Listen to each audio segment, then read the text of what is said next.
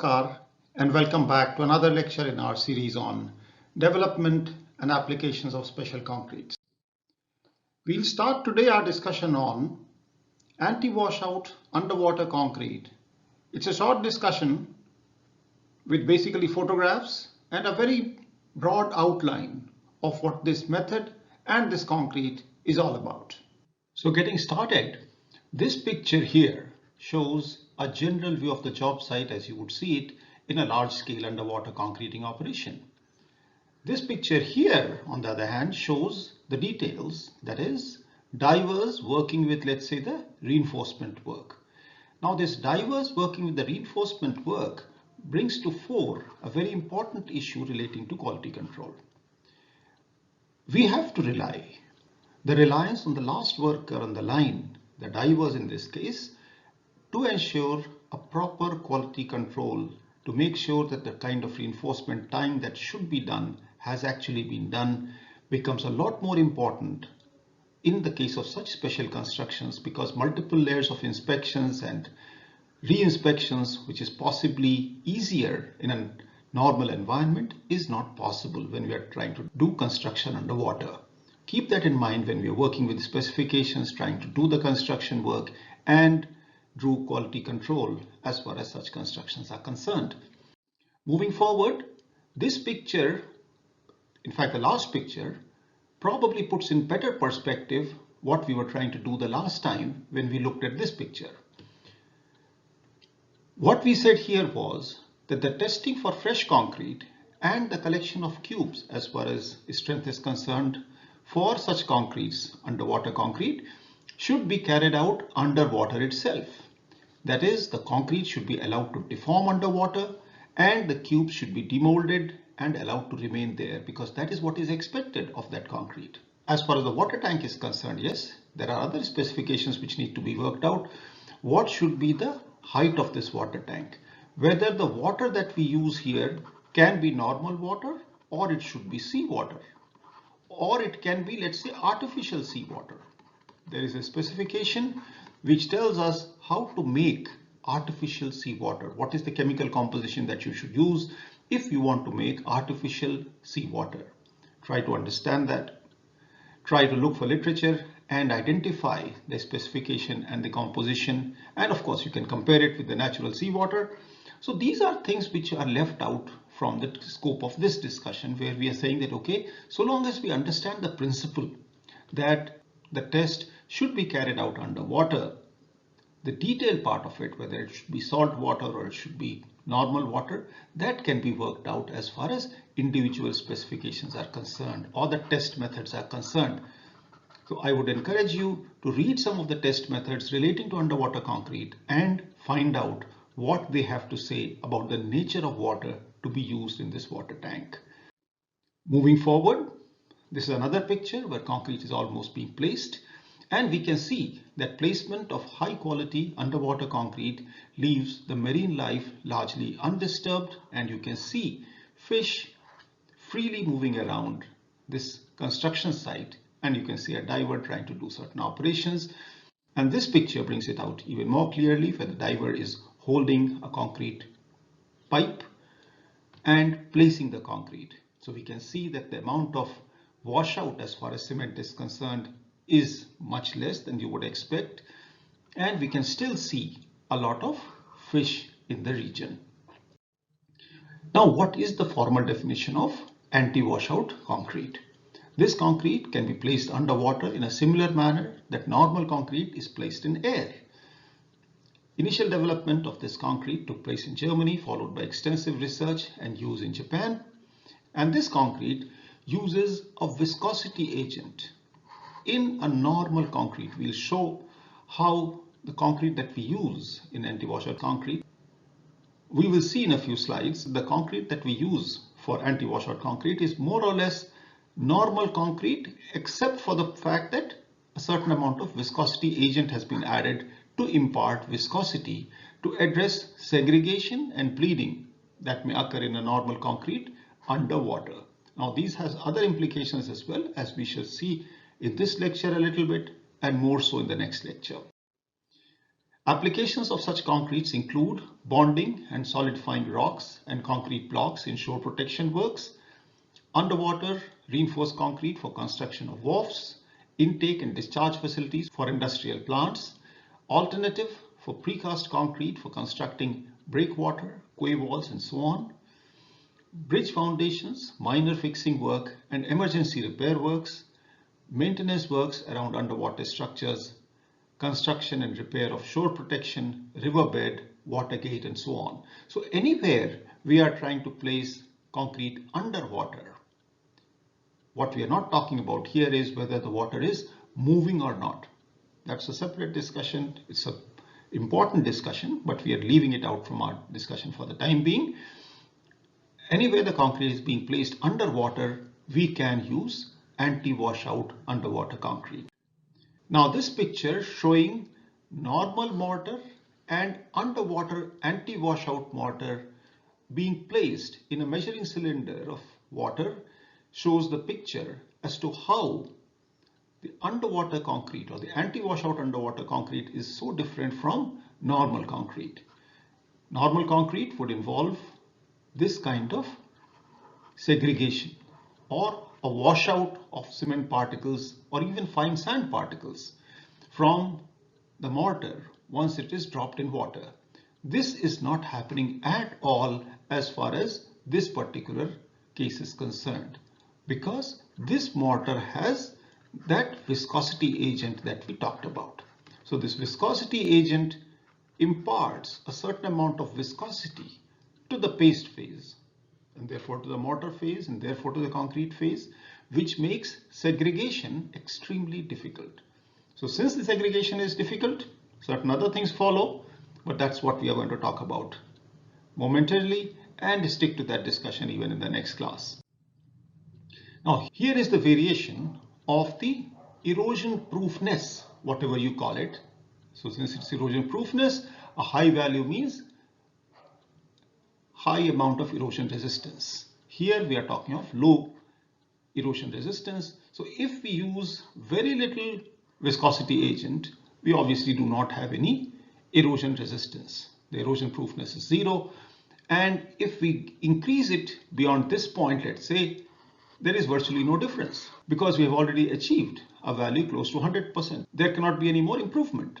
Now, therefore, as far as an engineering judgment is concerned, we are probably better off trying to use the dosage of the viscosity agent in the range of 1 to 1.5%, 1.3% and so on. So this becomes our standard dosage. Even though it's standard dosage, like any such discussion, this is highly dependent on the cement being used, the sand being used, their characteristics in terms of fineness, chemical composition and so on. And therefore, we always need to do laboratory tests to determine what would be an efficient dosage that we use as far as the viscosity agent is concerned to achieve the right amount or the desired amount of erosion proofness or segregation resistance.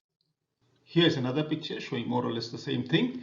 This is regular mortar, and 2 is a mortar with a high dosage of the viscosity agent. This is 1.3%, and this is, let's say, an economical dosage where it's 1%. So you can see a certain amount of turbidity that's lesser here, but if you're willing to live with this, yes, you can make do with 1% of the viscosity agent instead of going to 1.3.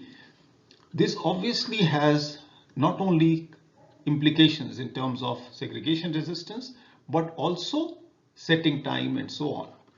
So one must try to understand all the implications in designing that concrete mix, which includes the determination of the right dosage of the viscosity agent.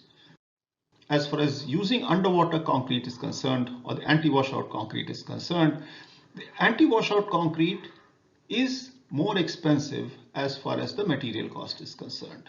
There are reasons for it. More cement is used than in conventional concrete. The amount of coarse aggregate, which is the cheapest of the raw materials, goes down. Therefore, the material cost indeed increases. Having said that, the construction cost or the concreting cost, which is the other part of construction, goes down drastically, and therefore the total cost of construction is still maybe 70%, 75% of the conventional construction costs. So that's how we can try to understand or get a better view of changes in the material cost and change in the construction cost in making a final decision whether or not we should use the anti-washout concrete or go for conventional concrete.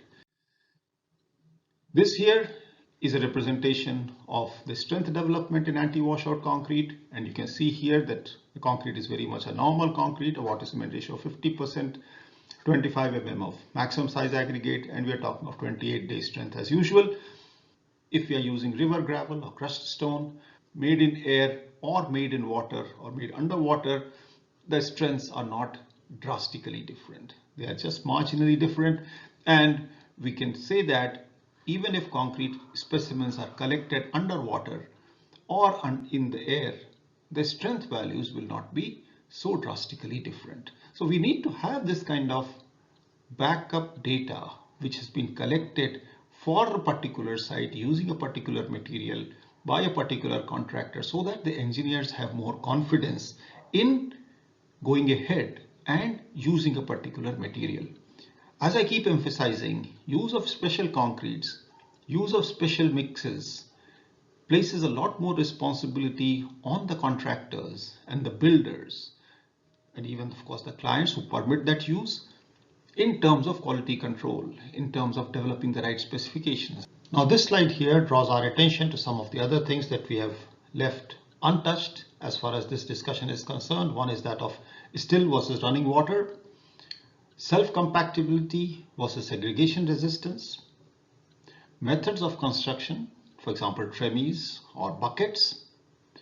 Concrete always remains submerged. Now this condition must be specifically borne in mind because at certain times it has been reported that the drying shrinkage of underwater concrete or the anti-washout concrete is higher than normal concrete. That does not bother us so much simply because the concrete always remains submerged in water and the drying shrinkage does not come into play. So again, important to note that we must understand the environment in which the concrete is going to be when studying its properties or making an evaluation of those properties. There's nothing wrong in studying the property, there's nothing wrong in evaluating it, but keep that evaluation in the framework of the actual environment. Development and use of specially designed anti-washout concrete, that's something which we'll see in a greater detail in possibly the next lecture. This is just one example of the use of the anti-washout concrete. Now what we see here is concrete being used for a volume of 360 cubic meters with a required compressive strength of 18 MPa using 20 mm aggregate, slump flow of 40 centimeters, a water cement ratio of 51.3 and a unit water content of 205 with the viscosity agent given in terms of water percentage being 3.1 kgs per cubic meter. Now what it shows is that as far as the concrete is concerned, it's a very normal concrete from all points of view. The compressive strength, the water cement ratio, the maximum size of aggregate. Only thing is that the water content is slightly larger than normal concrete that we would expect in this day and age. Not only that, this is the water content after a certain amount of superplasticizer has been used. So this water content with the superplasticizer usage is what is the crux of the anti-washout underwater concrete. I'm leaving it to you to do as an assignment a study of the different proportions that are available. I'm going to show you one or two of them just now, but it is left to you to study some cases where this anti-washout underwater concrete has been used. This is yet another example where 246 cubic meters of concrete has been used with 21 MPa as the required strength, 40 mm aggregate, 60 centimeter slump flow, 54.7% of water cement ratio, and the water content being 208. And here we are talking of a viscosity agent at 1.2% of water, which turns out to be about 2.5 kgs per cubic meter. So the amount of viscosity agent is very small, but its effect is very, very significant as far as the properties of concrete are concerned. Now coming to the materials that are used in this concrete, normal blended cements, whatever you have, there's nothing special required for cement as far as use in the anti-washout underwater concrete is concerned. As far as admixtures are concerned, the viscosity agent, of course, is a special agent. It's mainly cellulose ethers, provide high amount of erosion resistance, and of course you use superplasticizers to reduce the water demand. And that's what I said, that when we are talking of 205 kgs of water, that is after we have used a certain amount of superplasticizers, then we need this much water. So you can imagine how much is the kind of cement content that is really going into this system. As far as proportioning is concerned, the dosage we've already discussed. Viscosity agent ranges from about 1 to 1.3%, and the dosage is adjusted according to the requirements, such as height of fall through water and the kind of characteristics of materials that we have. And as far as the consistency is concerned, in terms of the slump flow required, it could depend on the placing method, which could be pump, tremie or bucket, the placing condition of the concrete, whether it is slope, general condition of the layout there, reinforced or not reinforced, filling narrow spaces or that's not involved, deep spaces, and so on. So the placing condition and the placing method together, as usual, gives us the required kind of consistency which we want from the anti-washout concrete used. Recall that in the first case that we saw, we had a slump flow of only 40 centimeters, but in the second case the requirement was 60 centimeters. So the consistency in terms of slump flow could be quite different depending on the different conditions, depending on the different methods. This is the recommended consistency for anti-washout concrete under different conditions. For example, slope, simple shaped structures, reinforced concrete structures, filling narrow spaces, filling narrow and deep spaces. If you are buckets, tremies or concrete pumps, this is the kind of slump flows that you're talking about. So it could range from 25 to 60 or more, and 25 as a slump flow should be an interesting value for you because the geometry of the slump cone tells us that this diameter at the bottom is only 20 centimeters. That means a 25 or 30 centimeter kind of a slump flow is hardly any slump flow. That means the concrete hardly flows. These low values almost mean that the concrete doesn't flow. So it's just extremely viscous. Of course, when it comes to these larger values, there are some other issues involved. For example, if you increase the viscosity of the concrete, what are the other parameters that will come into play? Will it deform very quickly after you remove the slump cone? Just think about it, and I'll probably answer that question towards the end of this class if I don't answer it in another slide. Examples of mixed proportions. Here are two examples. A slump flow 45 to 55 centimeters. These are the strengths we're talking about, the air content we're talking about, water cement ratios. So this is the typical water content which pushes the cement content to these values. And the coarse aggregate content, let's say, is to these values because your S by A is not so very different.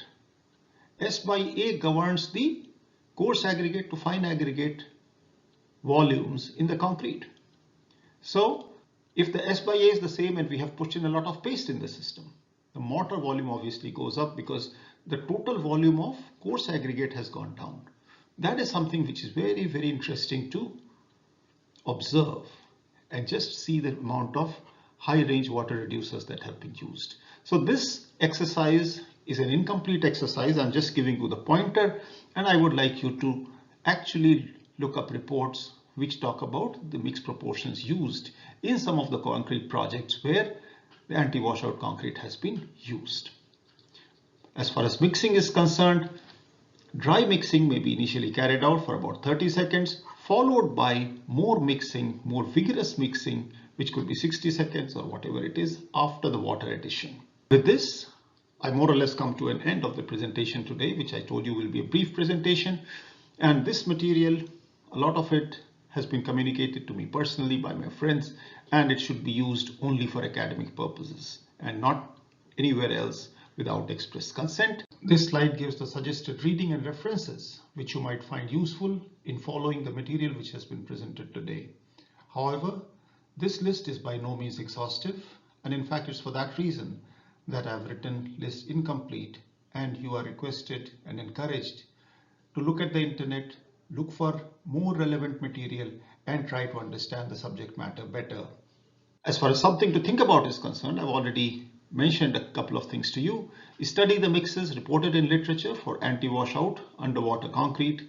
Compare these mixes with normal concrete mixes in terms of the paste and mortar content and the size and grading of aggregate, both fine and coarse. And study the properties of anti-washout underwater concrete, especially in the fresh state, in terms of slump flow and parameters such as T500. Now, T500 is the time that the concrete takes to achieve a diameter of 500 mm in a slump flow test. So now, if the viscosity agent is not used, what is the kind of time that you would expect the concrete to get to a diameter of 500 mm? Recall that the initial diameter of the bottom of the slump cone is 20 centimeters or 200 mm. Now, for that diameter or for that concrete to spread to a diameter of 500 mm, how much time will it take with and without the viscosity agent? That is something which I am leaving it to you to think about, and not only think but also get some actual values from literature. Coming to an end of the discussion today, my gratitude once again to my teachers in Tokyo University, my friends in the corporate and academic world in India and Japan who have helped me understand this material, and of course to my students whose questions have helped me understand the material better. I look forward to seeing you again in another lecture where we'll continue our discussion on anti-washout underwater concrete. Thank you once again.